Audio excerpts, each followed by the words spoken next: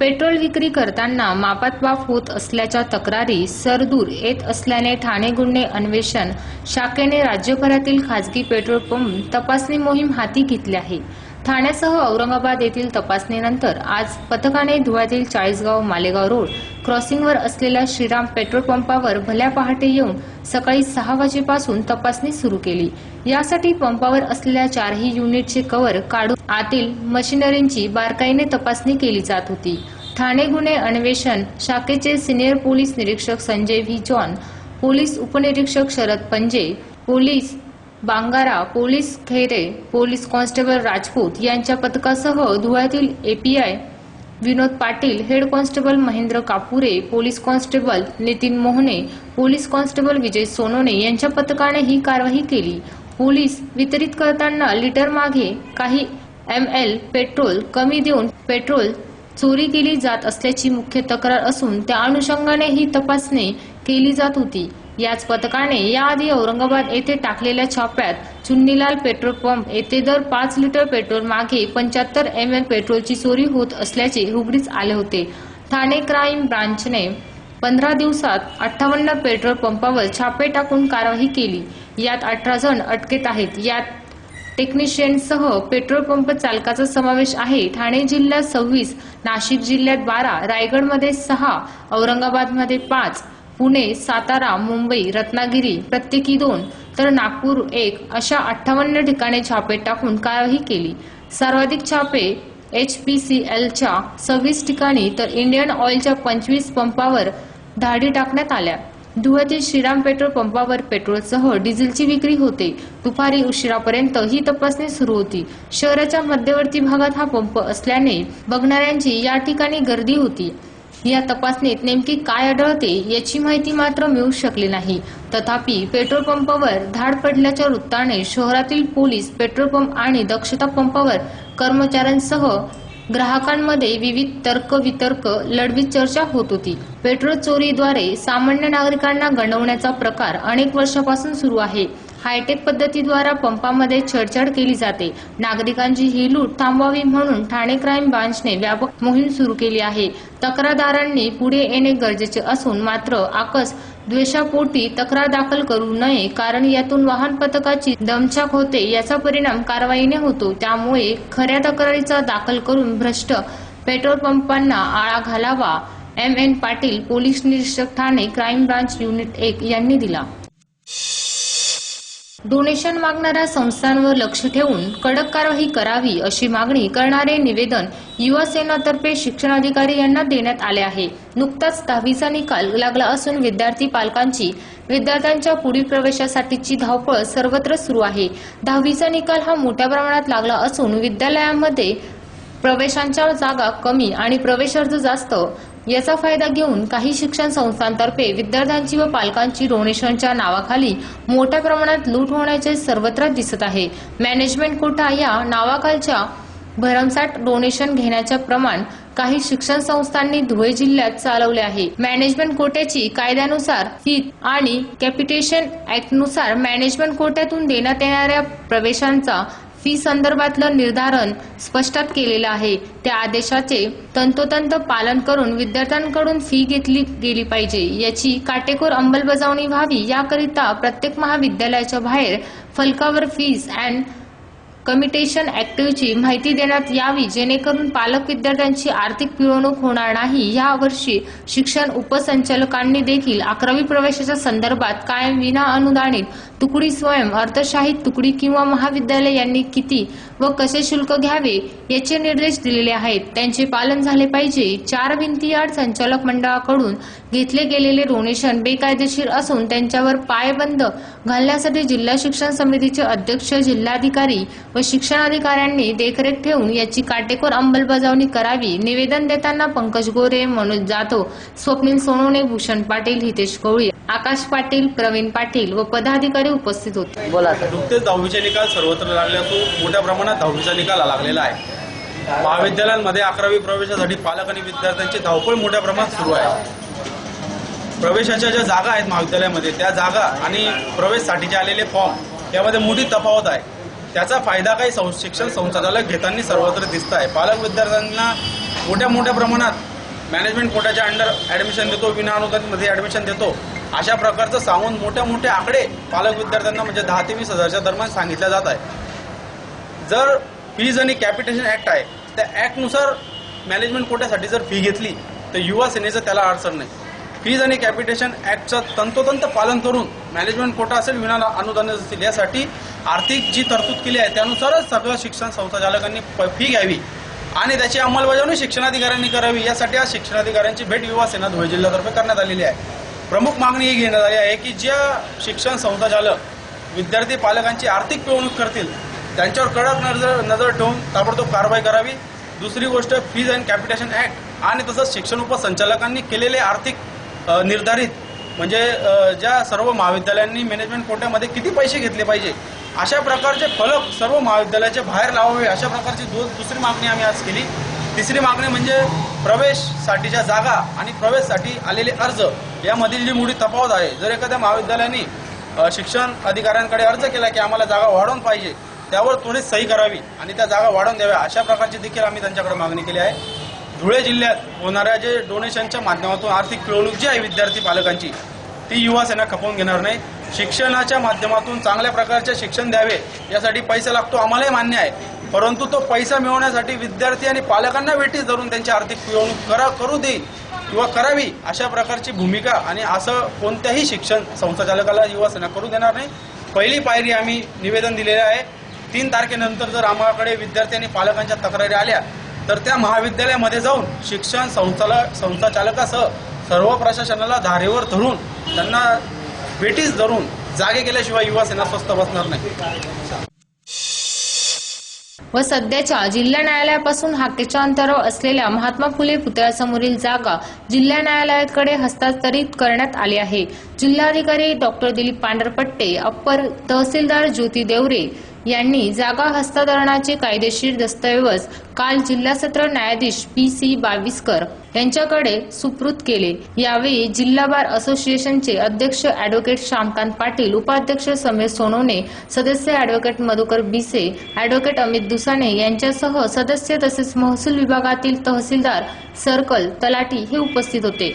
धुळे जिल्हा न्यायालयाचा वाढता कार्यव्याप पाहता सध्याची जागा अपूर्ण पडत असल्याने जिल्हा न्यायालयाने महात्मा फुले पुतळ्यासमोर पोलीस लाईन आणि PI क्वार्टर दरम्यान असलेली 3 हेक्टर 34 आर जागा ही विना आरक्षित असल्याने त्यातील 5 एकर जागा धुळे जिल्हा न्यायालय इमारतीसाठी मिळाली म्हणून प्रशासनाकडे मागणी केली होती. जिल्हा न्यायाधीशांसह धुळे जिल्हा बार असोसिएशनचे पदाधिकाऱ्यांनी सतत पाठपुरावा केल्याने जिल्हा प्रशासनाने ही जागा काल जिल्हा न्यायालयाकडे वर्ग केली. काल या जागेचे कागदपत्र रीतसर हस्तांतरित करण्यात आले असून लवकरच या जागेवर जिल्हा न्यायालयाची नवी इमारत उभी राहणार असल्याचे बार असोसिएशनचे अध्यक्ष ॲडव्होकेट श्यामकांत पाटील यांनी म्हटले आहे. इथे धुळे जिल्ह्यामध्ये न्यायालयाला जागेसाठी अत्यंत जागेची अतिशय आवश्यकता होती आणि प्रिन्सिपल डिस्ट्रिक्ट जज साहेबांचा फार पाठपुरावा त्याच्यामध्ये होता.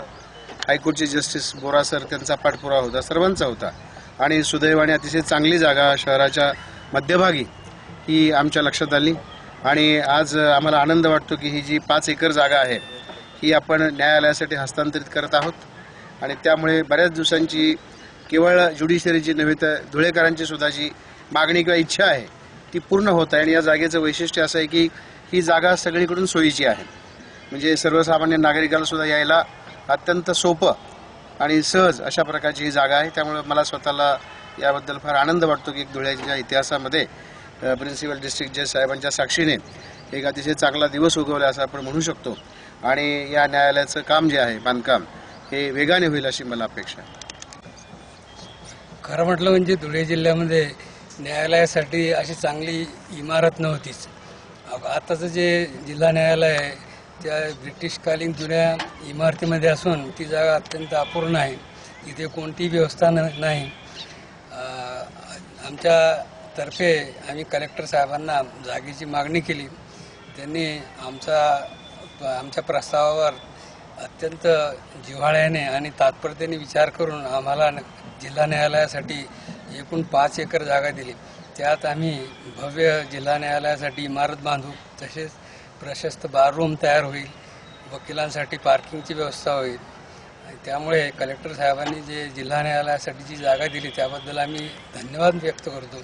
तसेच तहसीलदार मॅडम यांच्या विशेष परिश्रमामुळे आजचा दिवस खरा आला आहे. त्यांनी स्वतः जागेची आमच्या मागणीचा पाठपुरावा करून आमची मागणी पूर्ण केली.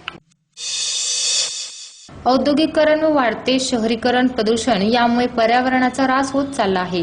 त्यामुळे पर्यावरणाचे संतुलन बिघडून त्याचा परिणाम पर्जन्यवृष्टीवर होत असल्याने राज्य शासनातर्फे राबवण्यात येणारी वृक्ष लागवड मोहीम प्रत्येकाने यशस्वीरित्या राबवणे गरजेचे असल्याचे प्रतिपादन मनपा सहाय्यक आयुक्त शांताराम गोसावी यांनी केले आहे.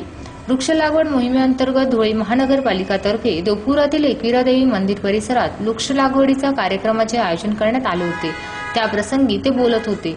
या कार्यक्रमात स्थायी समिती सभापती कैलास चौधरी, नगरसेवक मनोज मोरे, संजय वाल्डे, गुलाब माळी, राजकुमार बोरसे, योगेश थोरात आदी उपस्थित होते. ओपन स्पेस, शाळा, महाविद्यालय तसेच गावातील विविध ठिकाणी जो काही वृक्षारोपणाचा कार्यक्रम 1 जुलै ते 7 जुलैच्या दरम्यान हाती घेतलेला आहे, त्या कार्यक्रमाच्या शुभारंभासाठी आज इथून सुरुवात होत आहे. या कार्यक्रमासाठी आवर्जून धुळे दिनांक 2/6/2017 रोजी आदर्श सर्पमित्र ग्रुपचे सर्व सर्पमित्र श्री अनवरभाई व त्यांचे चिरंजीव नदीम यांना वडजाई ते फागणे रोड दरम्यान असलेल्या श्री सुधीर शिंदे यांच्या शेतात कोब्रा जातीची नागिन सोबत 12 अंडे आढळून आले होते. त्यानंतर सर्पमित्र श्री अनवरभाई यांनी ग्रुपचे अध्यक्ष श्री दत्तात्रय मोरे यांच्या मार्गदर्शनाखाली सदर अंडे हे सुरक्षित उगवण्यासाठी मातीत ठेवले. त्यानंतर 26/6/2017 रोजी 12 पैकी 11 अंड्यांमधून सुरक्षित पिल्लांना नवीन जीवनदान मिळाले. त्याच्यातून 1 अंडे खराब झाले होते. यामध्ये नागिनीला पकडल्यानंतर लगेच दुसऱ्या दिवशी म्हणजेच दिनांक 3/6/2017 रोजी लळिंग कुरणात सोडण्यात आले आहे. तसेच पुन्हा या पिल्लांना देखील लळिंग कुरणात सोडण्यात येणार आहे. सर्पमित्र दत्तात्रय मोरे व अनवरभाई यांनी सांगितले की हा निसर्गाचा एक अनमोल ठेवा वाचवण्यासाठी एक प्रयत्न. अदूर ज्या व्यक्तींना विषारी सापाचा चावा होतो त्यांना मरण्यापासून वाचवण्यासाठी जे औषध दिले जाते ते विषारी सापांपासून बनवले जाते. त्यामध्ये नागाचे देखील विषाचा वापर केला जातो. त्यामुळे आपण ह्या सापांना जिवंत ठेवण्याचा प्रयत्न करत आहोत असे सांगण्यात आले. मी अनवरभाई आदर्श सर्पमित्र ग्रुपसाठी काम करतो. आमचे अध्यक्ष दत्तात्रय मोरे. आम्ही 2 जूनला वडजाई ते फागणा रोडवरील सुधीर शिंदेच्या शेतात नागिन पकडली होती आणि त्याच्यासोबत 12 अंडे सापडले होते. तर आमचे जे अध्यक्ष आहेत त्यांच्या मार्गदर्शनाखाली आम्ही ते अंडे सुरक्षित जागेत मातीमध्ये ठेवले आणि त्याच्यातनं पिल्ले निघालेले 11 पिल्ले निघाले आणि 1 अंडा नासलेला आहे. तरी आम्ही आता हे व्यवस्थित जाऊन लळिंग कुरणात निसर्ग वातावरणामध्ये सोडण्यात येत आहे. देशातील अग्रगण्य औषध कंपनी अल्केम लॅबचे व्यवस्थापन कामगार विरोधी धोरणात गुंतलेले आहे. औषध प्रतिनिधींना लागू असलेल्या सेल्स प्रमोशन कायदा 1976 नुसार नियुक्तीपत्र न देणे, सेल्स टार्गेट पूर्ण करण्यासाठी वैद्यकीय प्रतिनिधींवर प्रचंड दबाव टाकण्यात येत आहे. वैद्यकीय प्रतिनिधींना मुंबई ऑफिसमध्ये बोलावून त्यांना अर्वाच्य भाषा वापरून दबाव टाकण्यात येत आहे. बदली, बडतर्फ करणे अशा प्रकारच्या धमक्या देण्यात येतात. धुळ्यातील वैद्यकीय प्रतिनिधी श्री नरेंद्र गिरासे यांची देखील पुणे येथे बदली करण्यात आली आहे. या बदली विरोधात व व्यवस्थापनाच्या अरेरावीच्या विरोधात महाराष्ट्र राज्यात साखळी संपाची सुरुवात झाली असून आज संपूर्ण खानदेशात हा संप पुकारला गेला आहे. या अनुसार आज जिल्हाधिकारी कार्यालयासमोर धरणे आंदोलन करण्यात आले. Comrade LR Rao, comrade Prashant Wani, comrade Ajay Chaudhari, comrade Girish Kulkarni, comrade Kadbir Shaikh, comrade Sachin Palkar, Yogesh Mali, Amol Nishane आदी हजर होते. अल्केम मॅनेजमेंट ही औषध बनवणारी एक कंपनी आहे आणि त्या औषध कंपनीमध्ये काम करणारे सर्व जे कामगार आहे, सेल्स प्रमोशन एम्प्लॉईज, त्यांना एक सेंट्रल कायदा आहे, सेल्स प्रमोशन एम्प्लॉईज ऍक्ट. हा company sales promotion employees act कायदा अजिबात लागू करत नाही. त्यांचं अपॉइंटमेंट लेटर सुद्धा ते द्यायला तयार नाही, जसं टिपलेले आहे. ते सोडा. या कामगारांचा असं प्रश्न पडलाय की आम्ही जाऊ त्यांच्याकडे, वाटाघाटीसाठी जाऊ, आमचं जे काय त्रास आहे त्यांना सांगू, परंतु ते ऐकायला तयार नाही. संघटनाशी बोलायला तयार नाही, म्हणजे सर्व धाब्यावर ठेवून धमकी द्यायचं अल्केम मॅनेजमेंट काम करीत आहे.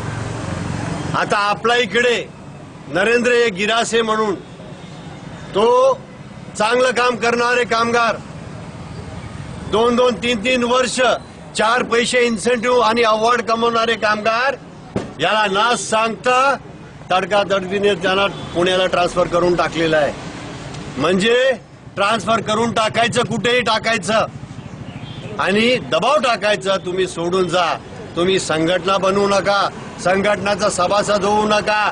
म्हणजे थोडक्यात बाबासाहेबांनी जे लिहिलेले आपलं संविधान त्यांच्या विरोधात गेलेले हे अल्केम मॅनेजमेंटच्या विरोधात आज खानदेश मध्ये आज संपावर आहे आणि कलेक्टर ऑफिस या रस्त्यावर धरणा काढत आहे. असा हा कार्यक्रम आहे. आमची मागणी असं आहे की संघटनाशी त्यांनी बोलावे, वाटाघाटी करावे, कामगार कायदा लागू करावे, धमकी देऊ नये, काढायचं धमकी देऊ नये, हे आमची मुख्य मागणी.